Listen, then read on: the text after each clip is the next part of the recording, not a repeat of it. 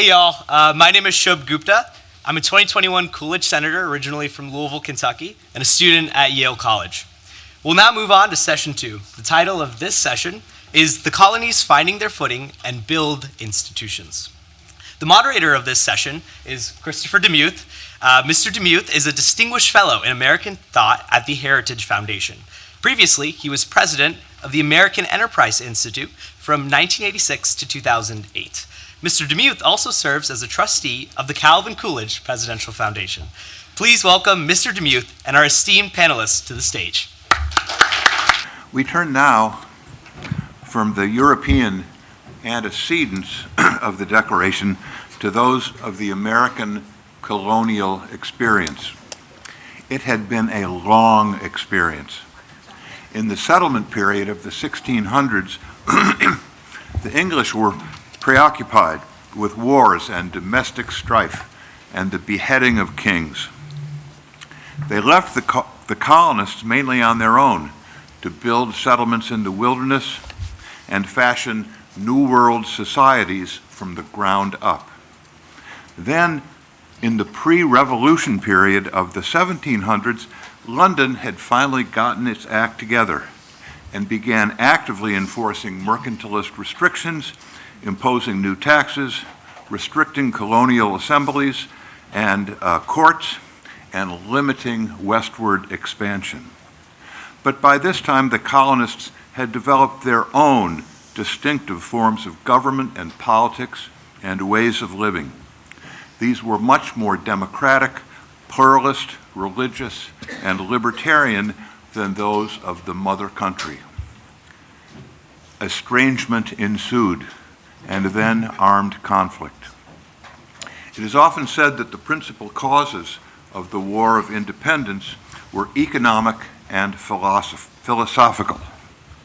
But there is another view of the matter set forth by Levi Preston, a 24-year-old militiaman at the battles of Lexington and Concord in 1775. In 1843, when Captain Preston was one of the last surviving veterans, he was interviewed about what had incited the revolution. His interviewer, a young Dartmouth historian, had his own ideas and attempted to lead the witness. "Were you oppressed by the Stamp Act?" "I never saw any stamps, and I always understood that none were ever sold." "Well, what about the tea tax?" "Tea tax? I never drank a drop of the stuff. The boys threw it all overboard." "But I suppose you had been reading Harrington, Sidney, and Locke about the eternal principle of liberty." "I never heard of those men. The only books we had were the Bible, the Catechism, Watts, Psalms and Hymns, and the almanacs." "Well then, what was the matter?" "Young man, what we meant in going for the redcoats was this. We had always governed ourselves, and we always meant to. They didn't mean we should." Our distinguished panelists this morning will elaborate Enough said. on how the colonists' innovations in politics and self-government took form in their declaration. Danielle Allen is professor of political philosophy, public policy, and ethics, and James Bryan Conant University professor at Harvard. Her books include Our Declaration, a reading of the Declaration of Independence in defense of equality.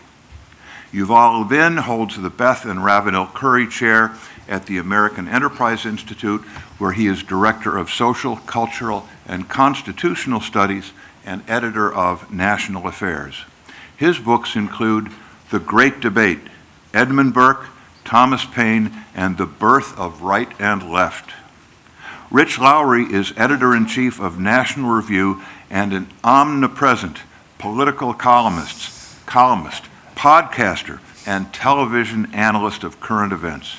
His books include The Case for Nationalism, How It Made Us Powerful, United, and Free. Professor Allen, would you lead us off, please? Sure, no, thank you so much. Chris, I think you did pretty much sum it all up, so thank you for giving us that economical account. It's a pleasure to be here. I am grateful for the invitation. I served for 10 years on the board of Amherst College, so I'm also particularly enjoying that glimpse into the history of the college. There's a lot to talk about, actually, because, in fact, preserving knowledge and understanding of the founding is not easy. It does take active work from one generation to the next. So I'm grateful that you've made space and occasion for doing that, and in particular that you've built a context with so many students here. So I think to all of you students, you are all the reason that the rest of us are here. And we're so grateful to you for your engagement and your commitment to learning in this space. My remarks were inspired by, provoked by a comment in a New York Times column more than a decade ago by a political scientist at Columbia named Sherry Berman in the wake of the Arab Spring.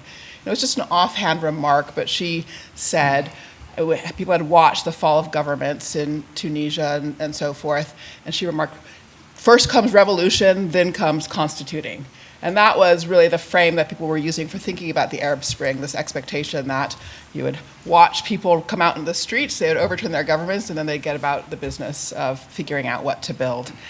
I was really struck by that because it seemed to me a basic mistake of understanding, and interesting to me that it was sort of just a given, a received piece of wisdom in the field of political science. And in fact, the story of the American founding tells us quite the opposite story. That first people figured out what they wanted to constitute, and then when they knew what they wanted to constitute, they declared independency. The first way I always like to anchor that recognition for people is to refer people to the to-do list that John Adams wrote for himself when he was on his way to Philadelphia from snowy Boston. The weather was the reverse then than it is now. It was snowy Boston. He was headed to Philadelphia. It was a very cold ride along the way, and he was returning for the Second Continental Congress. And he wrote himself a to-do list with some 14 points on it. The fourth of these points was government to be assumed in every colony. All right? This is in February of 1776. Government to be assumed in every colony. And then it's not until he gets to the second to last item that he writes down Declaration of Independency. Okay? So that's the order of operations. Now, it also matters that this is John Adams's to-do list.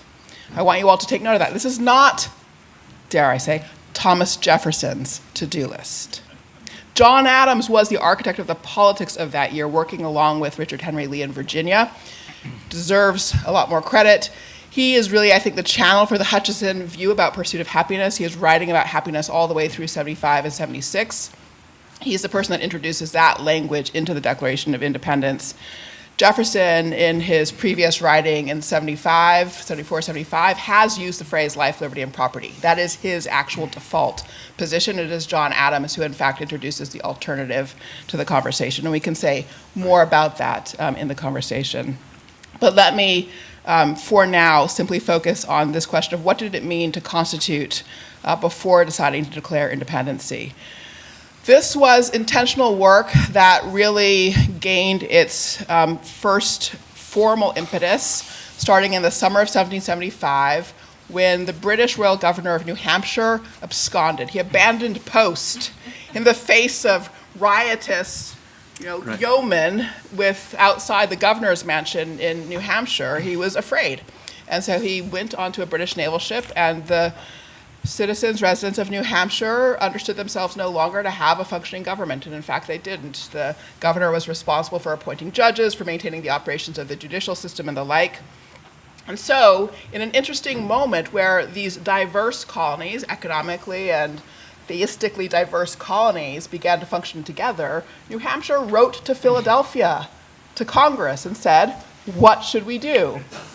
And so, over the course of the fall of 1775, the men sitting in Philadelphia are waiting to hear how the king is going to respond to the Olive Branch petition. And this is a really interesting moment because the colonists have written off one more time in the summer trying to achieve reconciliation.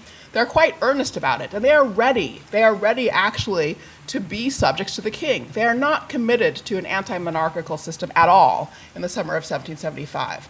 They've written off to the king to say, we are ready to reconcile, but here's what we need. We have to get rid of these taxes, et cetera, et cetera. We're ready to obey you. We're not ready to obey Parliament. Okay, that was the important point. And I'm in the funny position right now. I've just actually finished a biography of a British politician from this period. So I see everything through British eyes at the moment. Different picture about the actual causes of the revolution, let me tell you. So in Britain, the king experiences this as a deeply unconstitutional act on the part of the colonists. It is Parliament that has been responsible for the provisions that the colonies want him to remove. It is not his constitutional right to remove those. And for that reason, he turns down the petition.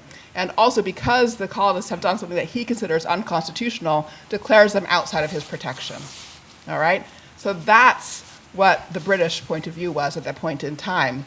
But so there you have the men in Philadelphia waiting to hear what will happen because of their petition. It takes 6 weeks for news to go back and forth across the Atlantic.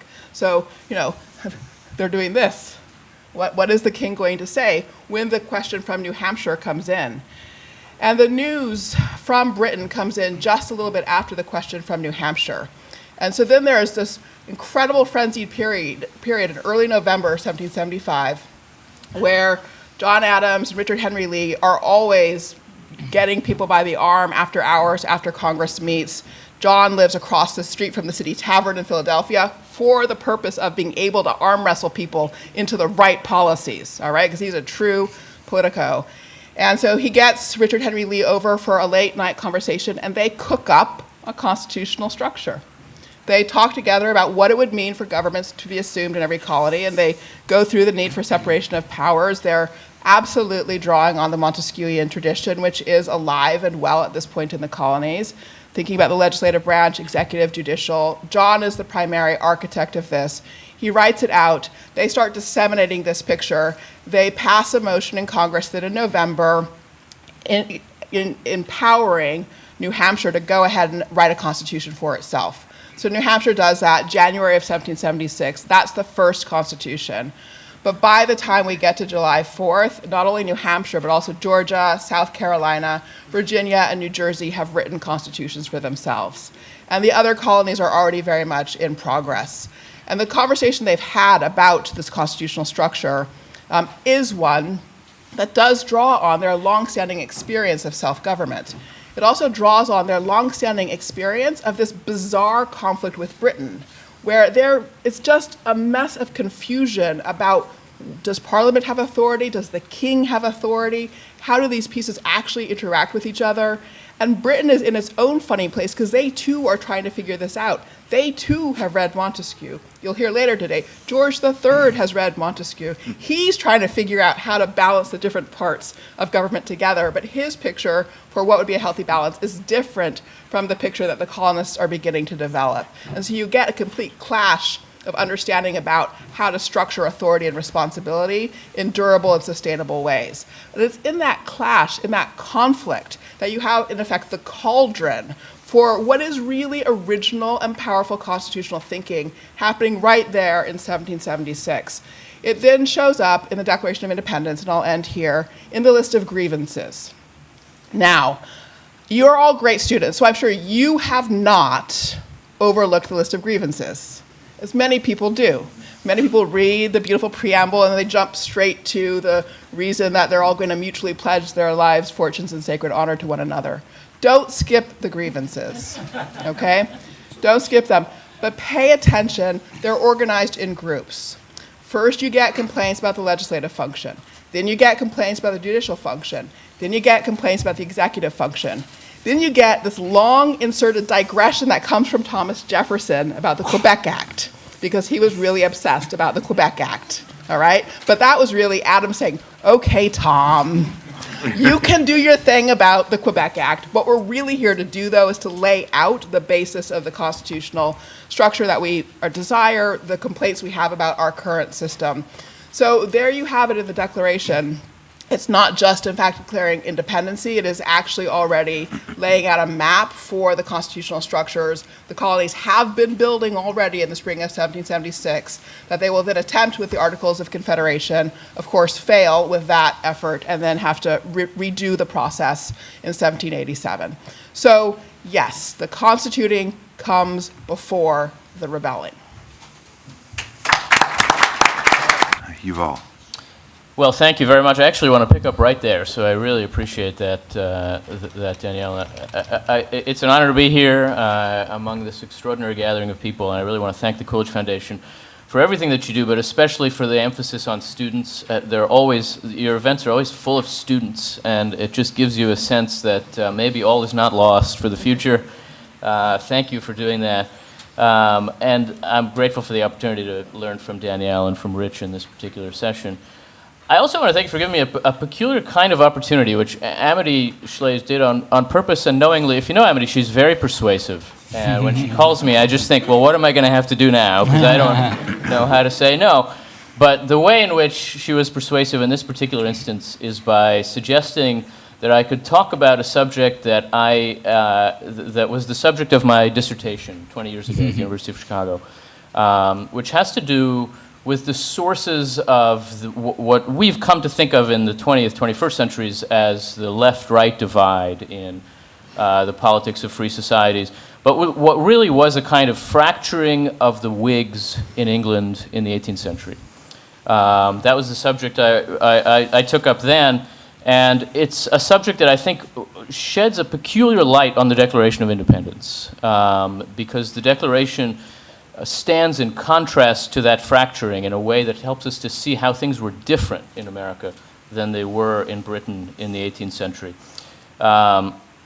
In essence, the fracturing that happened in England was a replacement of what had long been a politics that was divided into a party of parliamentary power and a party of royal power, into gradually a politics that was divided into a party of radical change and a party of gradual reform. More recognizably, kind of left-right parties in the sense we now would understand started in that era. I tried to think about those through the lens of two particular statesmen, Thomas Paine and Edmund Burke, a kind of proto-progressive liberal and proto-conservative liberal. And I want to say a word here about the Declaration in that context because it was written in that moment. It was written in that era, precisely at the time when this transformation was happening in Britain. But it shows us that something rather different in very important ways was happening in America, that our politics was not partisan in quite the same way in that particular era, even if it did become so later, and that the difference mattered and has continued to matter in the life of the United States. Let me say a brief word about the nature of the division and then a brief word about the Declaration. That divide, what we now kind of crudely think of as a left-right divide, began to emerge in the 18th century in Britain as an argument about the nature of the liberal society. Britain by that time had already come to understand itself as what we now would call a liberal society, a society defined by the rule of law, to some degree by representative institutions, by rights of property and conscience, some degree of individual liberty, as we heard earlier this morning. And the question that was coming to define English politics roughly was, where did this liberal society come from?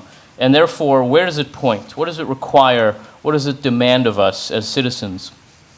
And so, in a sense, that divide has always been a dispute within the liberal society about just what that kind of society is really about. On one side, what we have come over time to think of as something like the left side, you find the argument that the liberal society is the result of a discovery of some new political principles, particularly in the Enlightenment, principles that pointed toward new ideals, new institutions, and ultimately that point toward a politics that involves the working out of these principles through political life, political institutions.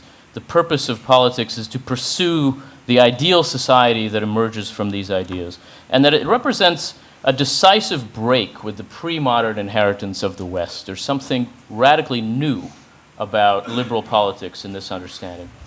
The other side of that debate, which may be a little less familiar to us, believed that the liberal society was the product of many, many generations of gradual political and cultural evolution in the West, which by the time of the Enlightenment, and especially in Britain, had begun to arrive at a set of political forms that pointed towards some timeless principles and truths, and in which the life of a society could be grounded, that accounted for the complexities of society, that allowed for some balance between freedom and justice and order and effective government. Liberalism, in this view, involves the preservation, the gradual improvement of these evolved forms. It's the greatest achievement of the Western tradition. It's not a break from the Western tradition. So one view understands liberalism as a kind of revolutionary discovery that points beyond the existing arrangements of society. The other sees it as a gradual accomplishment to be preserved and enhanced. The first, in this sense, might be thought of as progressive, the second as more conservative. They are in real tension with each other, even though they take themselves to be offering, both of them, the case for the liberal society. The American founding contained both of these strands, but not exactly as two opposing sides of a debate, as was coming to be the case by then in Britain. There's a way very much rooted in the colonial experience in which these two competing Whig ideologies were understood as one, not just as compatible, as able to live together, but really not actually in obvious tension with each other. And this is nowhere more evident than in the Declaration of Independence. The Declaration opens with a very bold, even radical statement of principles. We know it well, I hope we know it well. We hold these truths to be self-evident, that all men are created equal, that they're endowed by their Creator with certain unalienable rights, that among these are life, liberty, and the pursuit of happiness. To secure these rights, governments are instituted among men, deriving their just powers from the consent of the governed. It says that these ideas, Enlightenment ideas, are the source of the legitimacy of free governments, and that a violation of those principles as a practical matter justifies revolution. That whenever any form of government becomes destructive of them, the people have a right to overthrow it. That's a statement of a kind of radical Whig view in English politics, which would seem to justify dramatic political change. But the Declaration then asserts a principle of restraint on these principles of action. It says, without implying any contradiction, that prudence indeed will dictate that governments long established should not be changed for light and transient causes. And then it makes another turn, which it also doesn't treat as a change of direction, and proceeds to offer, as Daniel said, a statement of grievances that's very important to understand as, I think, really the core of what the Declaration stands up to say. A set of grievances that justify political change, that can lead us to believe that revolution is the prudent step in this direction. And that statement takes up most of the document. If you step back from it, and ask yourself what it's really describing, I think in some ways it turns out to suggest that the Americans moved for independence because the British had acted to deny them the system of government they'd long enjoyed. They were not so much calling for a sharp break as rebelling against a sharp break, at least in some important respects. They weren't arguing for new principles to justify a new regime. They were arguing that they had a just regime before, and now were being denied it. They end up accusing the king of abolishing the free system of English laws, of subjecting them to a jurisdiction foreign to our Constitution. They end up saying that the king has taken away our charters, abolishing our most valuable laws, altering fundamentally the forms of our government. Altering fundamentally the forms of our government. That's a strange argument for a revolution, that the forms of their government have been altered, and for that reason they are rebelling and revolting. These are descriptions not of utopian liberties to be obtained through total revolution, but of practical liberties, once possessed, now lost, and in need of regaining. And they're liberties secured by the right kind of government, as the beginning of the Declaration would see it, a free, limited government charged with advancing the public good, protecting the people's rights. This ending of the Declaration is taken to stand in support of the opening, not in opposition, not in contradiction to it. Thomas Jefferson's bold principles did not describe a utopian fantasy, but a living reality. The revolution did not seek to overthrow, but to reestablish a government worthy of the name in America, to sustain the forms of government built up here over time and intended to enable human flourishing. A revolution in this sense was simultaneously progressive and conservative, not because it united opposing ideas, but because it understood them implicitly as complementary to one another. It was written by a committee that included both Thomas Jefferson and John Adams, who had become prominent exemplars of the more radical and the more conservative forms of Whig liberalism in America. And they were not operating as representatives of opposing factions exactly. They had essentially the same goals for essentially the same reasons.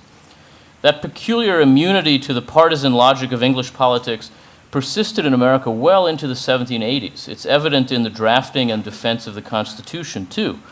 It accounts, I think, for the extraordinary fact that Publius, the greatest champion of the Constitution, was literally a hybrid of Hamilton and Madison, with just a dash of John Jay in for adult supervision. Madison and Hamilton were never on the same side of any important question after 1790. They were, in a sense, a Republican and Federalist par excellence, but at the convention, they were not operating as representatives of opposing or competing factions. They understood themselves to be advancing the same goal. What happened over time, historians who try to explain how this happened try to talk about the change in Madison, and there was some change in Madison, but I think a lot more of what happened was the emergence in America, delayed but undeniable, of the great liberal divide, the divide between more progressive or radical Whigs and more conservative or traditionalist Whigs. The fact that this divide came a little later to American political life than to England allowed the Americans to establish their two key charters of government, the Declaration above all, but also the Constitution, as frameworks for facilitating a politics of intra-liberal divisions rather than a politics of liberal and anti-liberal parties. It's allowed American politics to operate within the 40-yard lines ever since, because in our politics, the debate is always about the nature of the liberal society rather than about the desirability of the liberal society. We begin from a sense that this combination is what we're after, and then argue about what that therefore means. And our politics can begin, and to an extraordinary degree does begin, from agreement with the Declaration of Independence, and then a dispute about what therefore it demands of us now, in whatever complicated moment we find ourselves in, rather than from the more kind of radical fundamental argument that a lot of times the politics of even European democracies begin from. There's a kind of moderation in American political life that's made possible by the fact that what was happening in Britain in the 1770s was not what was happening in America in the 1770s, a difference that has continued to make a difference for us ever since. Thanks. Rich, over to you. So first of all, thanks to the Coolidge Foundation and Amity for this gathering. It's an honor to be here with Chris, Danielle, and Yuval, and a real pleasure to grapple with the achievements of our forefathers who so wise, so influential, but we have to say, especially with Donald Trump about to be inaugurated again, not necessarily flawless. For instance, it was incredibly short-sighted not to incorporate Greenland into the Union right at the beginning, right? This has caused so many problems for us in our country. To their credit and in their defense, they did repeatedly try to invade Canada, but they failed. And 200 years later, what happens? You get Justin Trudeau, which is a sign, my friends, that wars have consequences. I should also note that if a former Democratic nominee were paying attention to the proceedings here today, she would be shocked to what extent this conference is burdened by what has been. So as the UVA grad, it's fallen on me to discuss a little bit more Thomas Jefferson, and of course, no conference on the Declaration. Every conference on the Declaration needs some grappling with the legacy of Thomas Jefferson. On his tombstone, famously, he selected 3 achievements to have on there: author of the Declaration of Independence, author of the Virginia Statue of Religious Freedom, and father of the University of Virginia. So this is a very idiosyncratic choice. Neither it speaks to Jefferson really having his priorities in the right place, or is the most epic humble brag in American history, because you have to be pretty accomplished for your list not to include President of the United States and Secretary of State. And it may be that putting that line in there about author of the Declaration of Independence was just a troll of Danielle Allen, but we can talk about that a little bit more. Jefferson, for most of our history, has perhaps been the most contested of our founders. Traditionally, all political factions and players have jockeyed to associate themselves with Jefferson or some aspect of Jefferson. FDR, whose agenda of federal aggrandizement would have been utterly anathema to Jefferson, initiated and laid the cornerstone of the Jefferson Memorial. Lately, though, with more focus on Jefferson's morally compromised relationship with slavery, the debate has turned. There's an early biographer named James Parton who famously said, if Jefferson was wrong, America is wrong. If America is right, Jefferson is right. Now, that's a rank simplification, but it used to be the assumption was, yeah, America's right, Jefferson was right. Now, at least among some critics, it's more, well, America's wrong, and Jefferson was wrong. Now, there's no doubt that Jefferson badly failed his own ideals when it came to slavery. He always maintained that slavery was unjust and favored gradual emancipation plans with the appalling proviso that when slaves were freed, the freed blacks should be exported somewhere else. He did make efforts on this issue. He drafted a provision in the Northwest Ordinance that would have banned slavery in this massive swath of territory. That failed, to his regret, by one vote. Subsequent version of the Northwest Ordinance does ban slavery. As president, he signs a ban on the transatlantic slave trade at the earliest possible date provided for in the Constitution. But he was mistaken, and most of the other founders were mistaken in believing basically that slavery would sink under its own weight. Even if, in the immediate aftermath of the Declaration and the Revolution, you did see northern states embracing emancipation, even the slave system loosening up somewhat in the Upper South. But Jefferson's confidence in what would happen to slavery was often excused for passivity.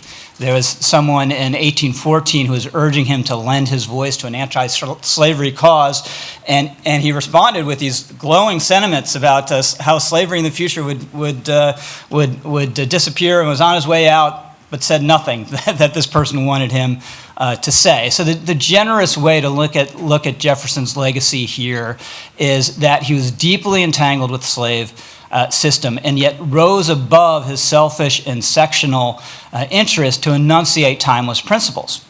By one point of view, that's an achievement, right? Rather than a blameworthy act that should discredit the whole enterprise. Certainly there are men of the South who are more consistent, right? John C. Calhoun, which devoted himself entirely to trying, in his later career, to trying to discredit Jefferson's notion of natural rights. Alexander Stephens, the vice president of the Confederacy, hated Jefferson and said the Confederacy was founded on exactly the opposite ideas to those enunciated in the Declaration. So I think the big lesson here is that people are hypocrites. Almost all people are hypocrites. But principles, or axioms, as Lincoln referred to them when he talked about the Declaration, are not. Now, for all the revisionism about Jefferson, I think his appeal is destined to endure. He's too iconic. He's too fascinating. He's too infectiously associated with faith in the people and with a boundless optimism. First, he was an exceptionally gifted writer, obviously, with a knack for memorable phrases and arresting formulations, and there's just no substitute for this skill. Mark Twain said the difference between the right word and the almost right word is the difference between lightning and a lightning bug. When it came to the Declaration, Jefferson didn't write it the way someone writes Middlemarch, right? He was drafting it for a committee, and it may be the only instance in Anglo-American history where a committee has actually improved a work of writing, with the possible exception of the committee that wrote the King James translation of the Bible. But in 1822, Adams, who was a little bit sore about Jefferson getting all the credit, harumphed that there was not an idea in the Declaration but what had been hackneyed in Congress for 2 years before. And Jefferson himself said much the same thing. But the point was to enunciate these ideas, as he said, quote, in terms so plain and firm as to command their assent. Well, mission accomplished. Second, he was a man of incredibly wide-ranging interests and talents. He wasn't a self-made man, obviously, a wealthy planter in Virginia in the mode of a Franklin or a Jefferson, but he was just as committed to an ethic of self-improvement. He was the first member of his family to go to college. He went to William and Mary. This is regrettable, but perhaps understandable since the University of Virginia didn't exist yet. But when he wrote a memo to himself at some point, looking back at his career and thinking, what were the things I did that wouldn't have happened without me? You know, he had the Declaration in there, but he also, right up there with the Declaration, had improving the navigability of this river in Virginia and importing olive trees to America, right? This is how wide-ranging he is. And by the way, speaking of olives, he imported 4 gallons of olive oil every year for his own use, which gives you a little idea why he went broke. And 3 presidents consulted him on what wine to serve at the White House. So as a top-notch entertainer and an expert on food and wine, he was almost statesman as Martha Stewart. And just a little thing, we're at the Library of Congress, his book collection seeds the Library of Congress at the beginning when the initial collection is destroyed by fire. Just a small trifling thing, almost without mentioning. If I did that, it would be on my tombstone, but it doesn't even rank among Jefferson's major accomplishments. And finally, and most importantly, there are the ideas. What was unique to Jefferson was a faith in the people that was more thoroughgoing and fundamental than that of any of the founders, and he partook of a vaulting, one might say, heedless optimism. If you want realism, you go to John Adams, right? And as Gordon Woods pointed out, by the way, Adams and Jefferson didn't agree on much except their mutual hatred of Alexander Hamilton. But over time, Jefferson's commitment to popular democracy and his future-oriented worldview became fundamental aspects of the American character. Every time you hear a pundit on TV or a politician invoking the American people and what they want with the presumption that just because it's the American people and what they want, it must be correct, you hear an echo of Thomas Jefferson. Every time you hear a tech entrepreneur talking about making the world anew, you hear an echo of Thomas Jefferson, putting aside that he want all those people to be farmers, right? Silicon Valley would still be farmland if it was up to Thomas Jefferson. But all of this, coupled with the fame and the sacralization over time of the Declaration, have made Jefferson an irresistible symbol of America and of democracy. Now, not to pick on Adams again, but Adams, who was more conservative, was right about more things. If you just look at the French Revolution, Jefferson, strong, strenuous, ridiculous support of the French Revolution right to the end. And at the end of their lives, when a truce was brokered between Adams and Jefferson, they began this wonderful correspondence. They'd kind of avoid sensitive issues because they didn't want to mess up this relationship. But Adams couldn't help when Napoleon was beaten at Waterloo, and there's the Bourbon Restoration kind of jibing Jefferson in one of these letters. How do you like the French Revolution now, Tom? But besides scholars, no one quotes John Adams. No one struggles over his legacy, let alone fights or invokes them while they fight their own revolution. We hold these truths, they wrote at Seneca Falls in 1848. We hold these truths, Ho Chi Minh wrote in 1945, and a gesture towards a Jeffersonian Marxist alliance, which I'm sure was where Hamilton thought things were drifting with Jefferson all along. But then finally, there's just the dominance of this democratic politics that's established by the Revolution by Jefferson. In the early 19th century, the first 40 years, 36 of them, a president is either Thomas Jefferson himself or someone who's a self-proclaimed Jeffersonian. And I'll just conclude with the argument, the intense argument over Jefferson's failings and what they might mean for the very essence of America is itself a tribute to his totemic power. Jefferson lives. Thank you very much. Danielle, Yuval, Rich, thank you for those sensational presentations. I want to begin by just going back down the line here, asking if each panelist would like to say something in reaction to the other two. Questioning the other two or embellishing or Arm wrestle. I see why you've put me in the middle, Chris. Danielle, let's start with you. Well, let's see. No, first of all, just it's such a pleasure always to be on a panel with Yuval, and Rich to have the chance to be in live person with you after many years. So wonderful. And I really appreciate your point, Yuval, about the fact that the split in the Whigs that was occurring in England didn't happen in Britain. And I think that's actually a way of understanding the relationship between Jefferson and Adams as well. So it's actually, in some sense, slightly strange to call Jefferson the radical and Adams the conservative, because they didn't map onto our map, right? So Adams does take the language of the Declaration. He has actually written a draft of it in January of 1776, so the kind of question of the authorial roles are much more complicated, in fact. So Jefferson is the better writer without any question. He certainly does have totemic power and always will, no question about that. But in terms of the intellectual architecture, Adams really was doing the heavy lifting.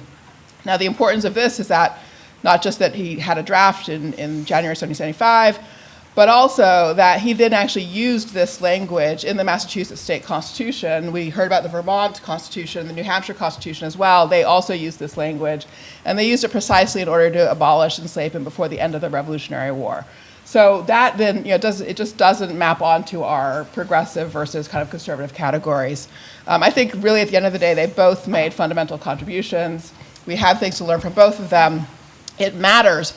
What's a humble brag? A humble brag is not even having a monument for yourself. That's why we don't quote Adams. There is no monument to Adams in Washington, D.C. There is now, as of 2 years ago, at an Adams Presidential Center in Quincy, Massachusetts, but there has never been one. The North has not actually participated in the project of memorialization of our founding in the same way that the South has. And that has affected what we quote and how we understand our history. I think it's time for the whole story. So that's what I'm really trying to contribute here. Thank you. Thank you. Yuval? Yeah, I think that's fantastically important. I think in terms of responding to Danielle and Rich, I would only say I very much agree that stressing the centrality of this difference is actually also a way of showing the importance of the colonial experience, of the way in which the Americans had been developing on a different path from the British for a long time by the time of the Revolution. And American politics took a different direction than the one that English politics was already taking at the end of the 18th century. It followed a path that was set much earlier, at the beginning of the American colonial experience. And you see that in the forms of our government to this day. The evolution that the British government took is more evident, for example, in the government of Canada, which follows a kind of Westminster model. By the time the Americans were thinking about state constitutions and certainly thinking about the federal constitution, they were applying an earlier British idea of how government ought to work that was already not dominant in Britain, and that had been defining the political thought of the American colonies in, by then, already a different direction for 100 years, and in a way that I think led to a very fruitful kind of indigenous American political theory that already by the time of the Revolution was quite distinct from what the British were used to. It did lead to a lot of confusion. I think the British were incredibly confused about what the Americans were up to. You certainly see that in the debates about the Revolution. But it also led down a path that I think has been very fruitful for our society ever since. And Yeah, Rich? I don't mean to be anti-Adams. I'm not at all. And I take your point about Jefferson has this great mausoleum here down the street. And I have a friend who makes a point of visit presidential graves with his kids, kind of as a history thing. And he described, I may be messing this up just by memory, but he described going to the Adams grave. And I believe you go to the basement, it's in the basement of a church, right? Right, So, yes, and the people are kind of shocked that anyone showed up and wanted to see it. But I'll just take up a little bit this notion of authorship, because I have some experience with this, not authoring or editing revolutionary documents, but naturally we run editorials that are house editorials. They're not supposed to have one author, right? The conceit is that they speak for the institution as a whole, but it makes a huge difference who comes up with the original text, right? So Bill Buckley writes the editorial, and you can improve it a little bit. Maybe there's some style things that are wrong or whatever. Then an intern drafts an editorial just because he knows a lot about the Taiwan Straits, he or she, or whatever. You can improve it a lot, but you can't get it to the level that Buckley got it at. So I think Jefferson, in terms of the authorship, yes, these ideas were common. They weren't all his own ideas. The Declaration didn't emerge from his head like Athena from the head of Zeus or anything like that, but it mattered having a genius wordsmith on the task first, and influenced the final product in a way that perhaps can't be directly traced, but it absolutely did, and we see that with their editorials all the time. And then just this question of who's most important or who's right in the founding. My colleague Charlie Cook,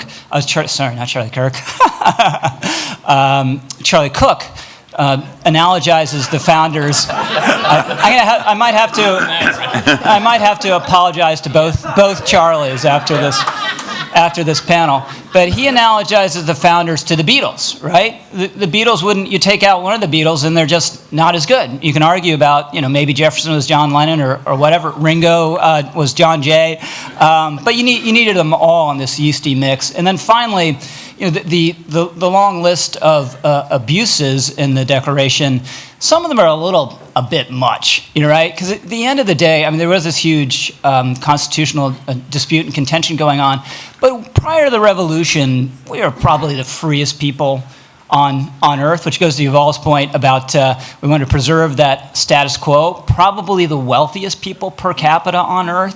My understanding, the colonial soldiers were taller than British soldiers, which gets to they had better nutrition, which isn't usually the case. 3 inches. 3 inches, that's huge. And then just finally, I would just stick up for a point that Pauline Mayer makes. We talk about the preamble. We've talked today about how the list of grievances is important. The end is really important too, because that declared independence. That was what's new.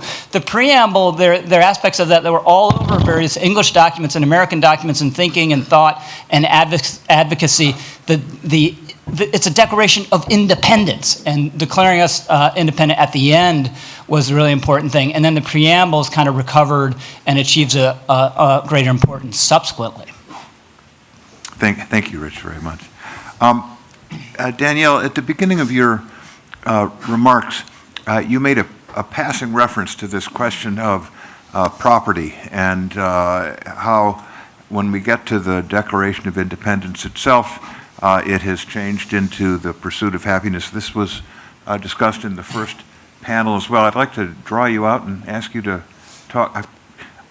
I happen to know that you've written about this subject fascinatingly, so I wanted to ask you to say a little bit more, please. Thank you for that, Chris. So I do think the previous panel did a good job of drawing out the philosophical content of the transition from the property term to the pursuit of happiness term, and the connection to Hutchinson and the connection to the language of acquiring and possessing property. I think happiness was not limited to the property concept, but certainly it is connected to it.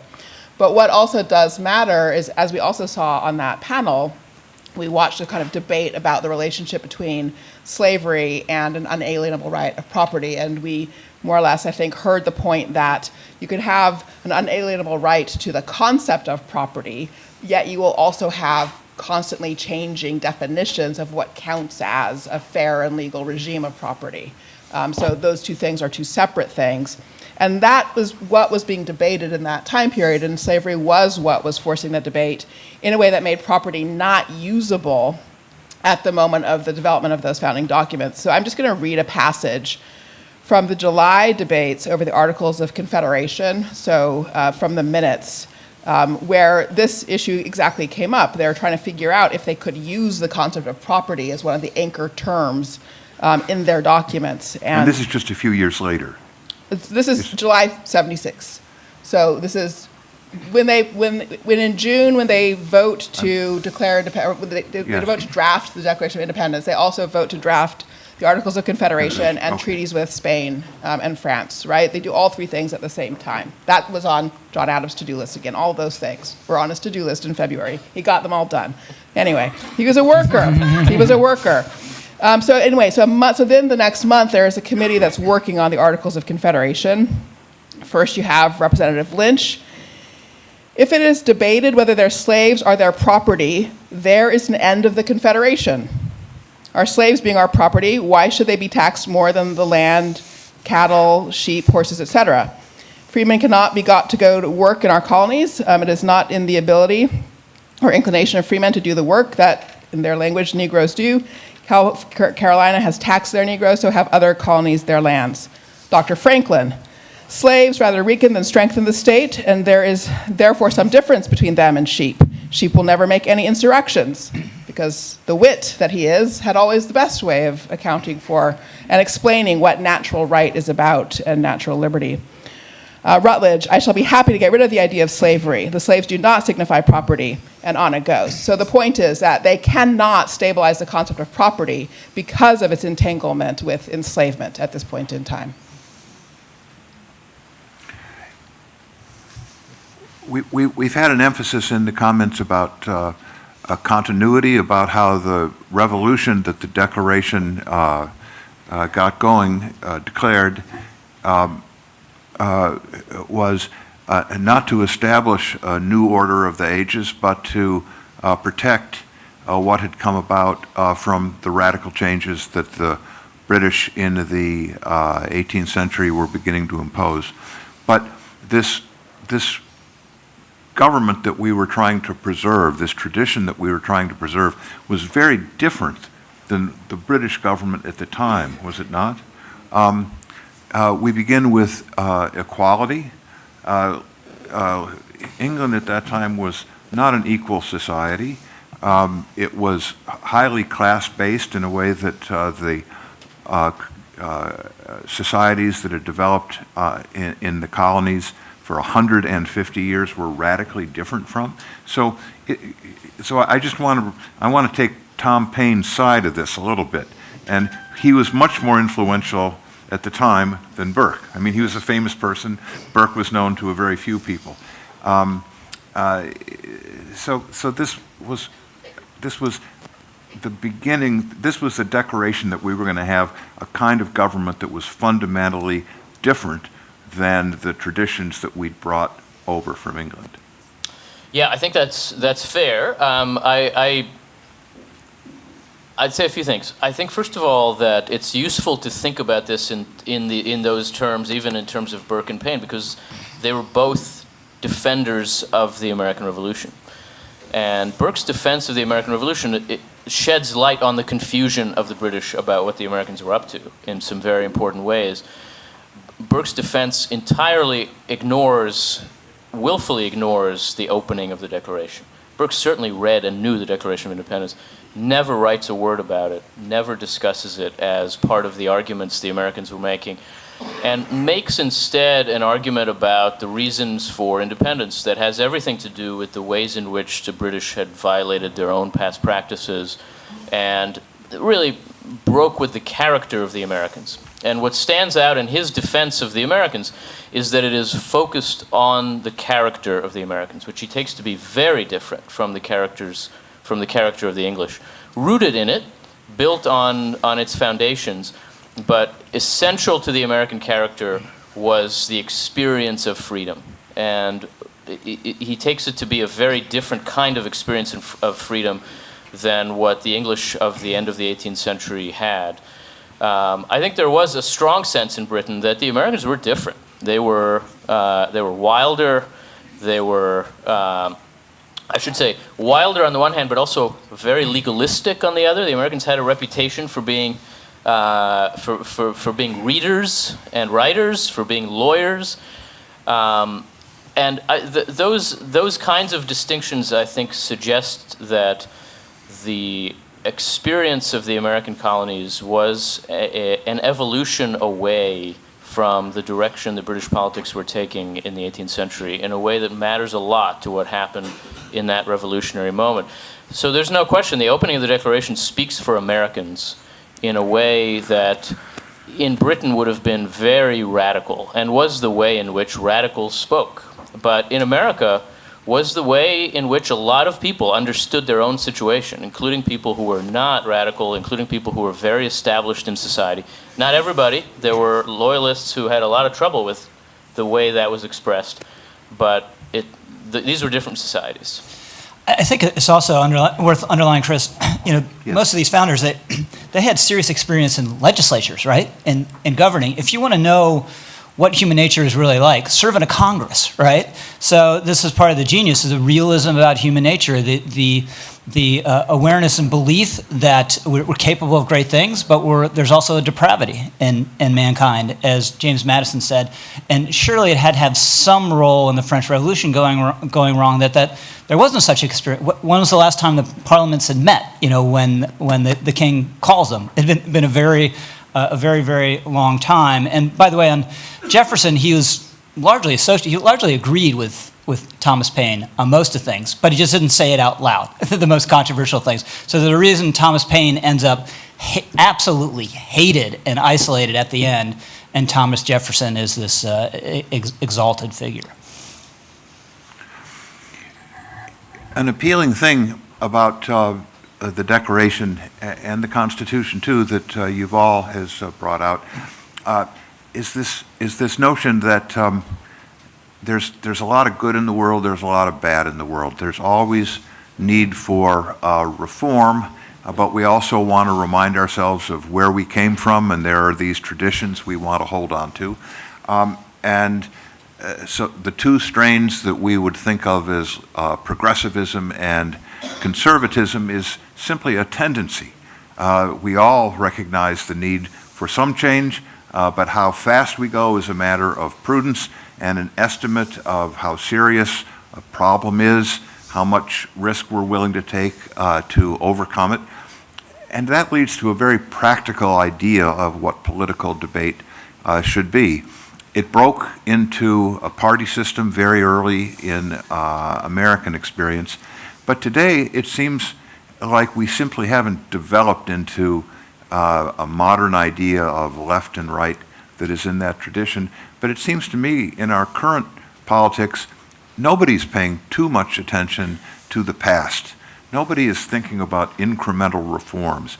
Everybody is talking about how fundamentally bad and broken things are. Our history is not something we want to look to. The history is one of one outrage after another. We have to start, conservatives and liberals, progressives, all want to start the world anew. That's a very different kind of politics, it seems to me. Do you have? Am I on to something here, or what am I missing? I'm generally perplexed. That's why I like to come to events like this, which are an exception to the general tenor of our culture, which, as you say, increasingly on all sides, is to say that we know better than those people of the past could have known, and therefore the question for us is, in what way should we break? In some ways we do know better. There are things that we have come to understand, but in a lot of ways the challenges we confront are the challenges they confronted, and they had strengths we don't have, just as they had weaknesses that we hopefully don't have, and it's absolutely essential that we learn from history. It's why I started out saying how glad I was to see students here, because I think it's vitally important that that sense be conveyed to every generation. So, Chris, I maybe draw the slightly opposite conclusion. Looking back to the 1790s is a little bit comforting in terms of our current politics. People say how uniquely divisive it is. Really? I mean, the Jeffersonians thought Hamilton and his gang were going to overthrow the revolution and establish a monarchy here, and Hamilton thought that Jefferson and his team, the guillotines were going to come out at the street corners at any moment. They really thought, fundamentally distrusted the other side, and just in terms of the nastiness. So Jefferson hires this hack journalist James Callender to attack the Federalists, and then fails to pay him off sufficiently. So Callender turns around on Jefferson, and the first we learn about Sally Hemings is courtesy of James Callender. So it just shows pay your writers. But we haven't talked about Sally Hemings. I mean, one of the things about that story, it isn't something that Howard Zinn came up with the 70s. It's something that we'd been hearing about for a very, very long time. Thank you. So I would also just take a moment on the subject. I was in Boston last night at the Museum of Science, where they're doing a big construction project. So they have signs all over the museum that say it's not a renovation, it's a reinvention. And my view about us, our country, is quite exactly the opposite. That the job that we have ahead of us is not a reinvention, it's a renovation. But we do indeed need to renovate. We do live in different circumstances. We are a much bigger country. The globe is much more complex. Technology has transformed every pillar of society, and in various ways, our governance structures are not functioning well for us. They are not responsive to the people. They are not accountable often to the people. They are not connected to the full swath of the people. They are best connected to small minorities on the further edges of each political party. So I do think, in fact, that just as in the period of the 1770s and 1780s, there was a whole Beatles team, a whole group of people who were designers and who understood fundamental principles and could design in relationship to those fundamental principles, we too do need a generation of designers. So as with Yuval, that is why I am so excited that students are here. But what I would then also enjoin you, as you, I hope, think about becoming designers, is to learn enough about this moment before the Whigs had split. All right? When there was a broad field of liberalism ready and prepared to set up institutions where we could have fights within the bounds of commitments to liberalism. We need that broad swath of Whigs broadly across the political spectrum. So I invite you into building a bigger coalition that may currently feel natural to you. Wonderful. That's great.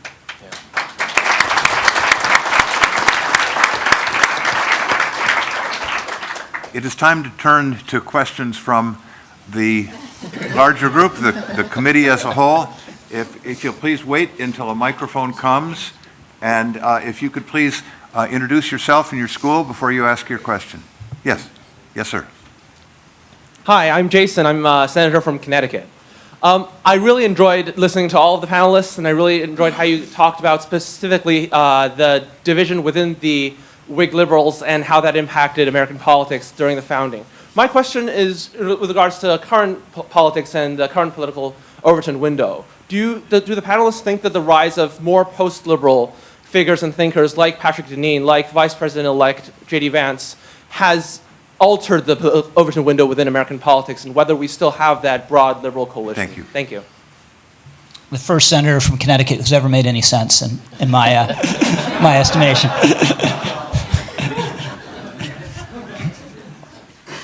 Maybe you should take it up, Yuval, since you said there's a consensus about this. Well, look, I think Americans have always had a wonderful tendency to overestimate the degree of radicalism that exists in our society.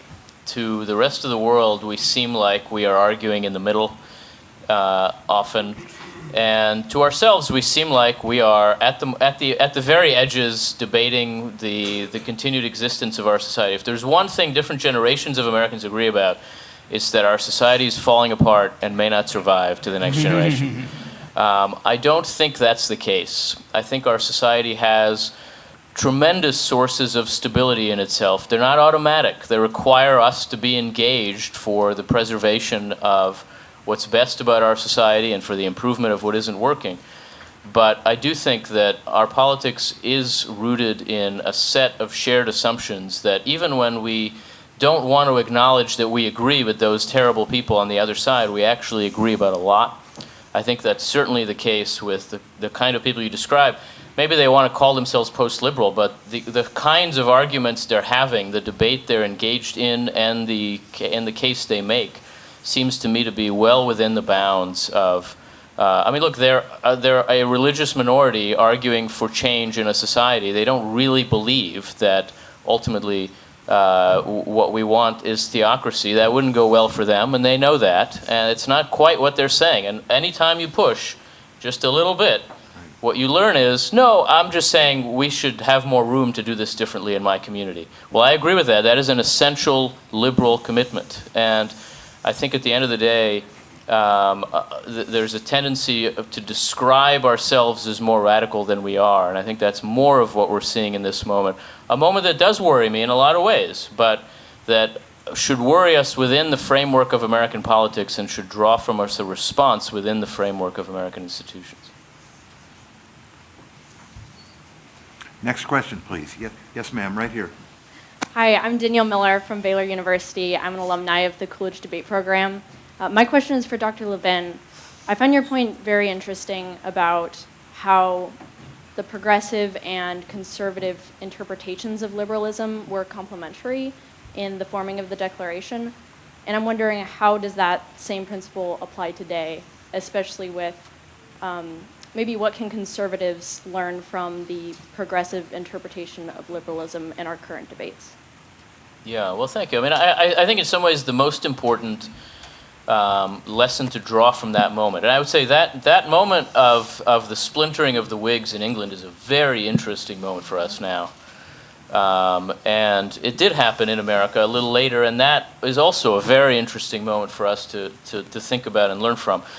The most striking thing about it, I think, as a lesson for conservatives, is that the debate is about how to change. It is not a debate about whether to change.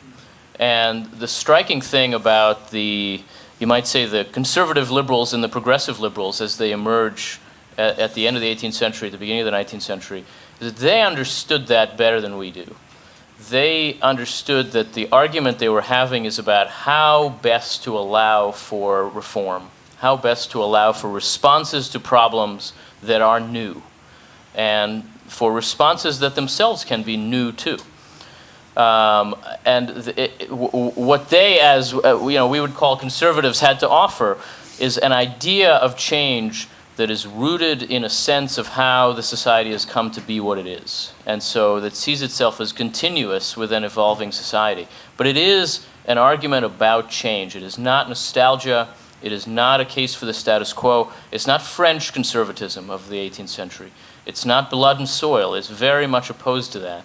And I think in that sense it's very important to understand that this was a debate among Whigs, and in that sense was a debate about how to make the most of the free society rather than whether the free society was a good idea.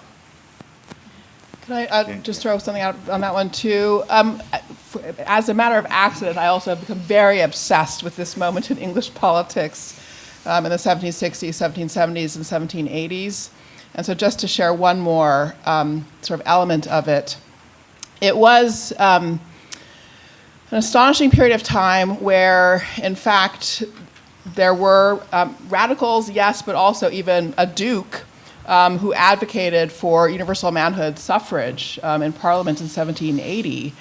And watching them wrestle with the challenge of how to have institutions that were well connected to the whole people and responsive and stable is where the sort of splintering came in. And for them, the splintering was very much around the question of whether or not monarchy was going to be a part of the ongoing recipe or not. And so the modern British constitutional monarchy that we now see today is also the fruit of that splintering. And in some sense, it gives you an answer to the question of what, at that point in time, was the more conservative answer, in fact, like a real maintenance of old institutions, even while they did move forward with eventually achieving universal, and not just manhood suffrage, but suffrage for everybody. But the point of all of that is to say that it is this question of understanding where what you have can be made to work in new ways, but also recognizing the pressure and importance of the need to work in new ways. But the last thing I want to say is just, for me, the real takeaway from this period is that there are multiple configurations that can work. All right? And sometimes I think in our country we get stuck on the idea that there's one and only one configuration that can work. Britain's done a pretty darn good job. And so I think it's worth just keeping that in mind too, so that when the debate is within these sort of big Whig parameters, there is more than one pathway that's possible, and that then sort of frees one up, I think, a little bit to be a designer in relationship to the true contingencies of the current moment, while also respecting the institutions that have done so well over time. I hope that made some sense. Makes a lot of sense. We have time for one more question.